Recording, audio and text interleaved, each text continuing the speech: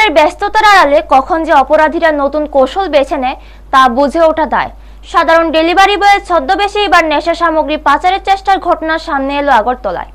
এডিনগর থানার অন্তর্গত কবিরাজ টিলা এলাকায় রুটিন যানবাহন তল্লাশির সময় পুলিশের হাতে ধরা পড়ে দুই যুবক।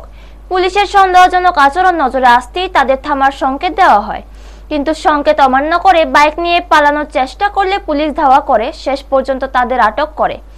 তল্লাশি চালিয়ে পুলিশের হাতে আসে একটি বাইক ও 140 বোতল নেশা জাতীয় কফ সিরাপ। অভিযুক্তরা পার্সেল ডেলিভারি বয়ের মতো ব্যাগ ব্যবহার করে এই নেশা সামগ্রী পাচারের পরিকল্পনা করছিল বলে প্রাথমিকভাবে জানা গেছে। ধৃতদের মধ্যে একজন নাবালক হওয়ায় তার পরিচয় গোপন রাখা হয়েছে। এডিনগর থানার ওসি অভিজিৎ মণ্ডল জানিয়েছেন, অভিযুক্তদের বিরুদ্ধে এনডিপিএস আইনে মামলা রুজু করা হয়েছে এবং তাদের জিজ্ঞাসাবাদ চলছে। ব্যুরো রিপোর্ট, নিউজ তৎকাল 24।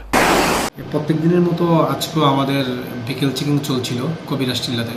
বিকেল চেকিং সময়ে আমাদের অফিসার যখন বিকেল চেকিং করছিল তখন একটা বাইককে ওরা সিগন্যাল দিয়েছিল থামার জন্য।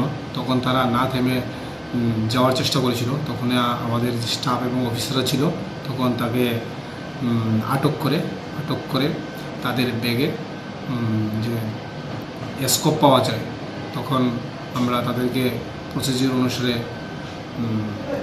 অ্যারেস্ট করি এবং এনডিপিএস আইন মোতাবেক তাদের এগেইনস্টে আমরা একটা এফআইআর নিয়েছি।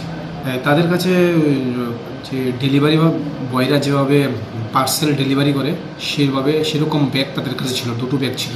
এই দুটো ব্যাগের মধ্যেই এই স্কোপগুলি ছিল, 140 বোতল।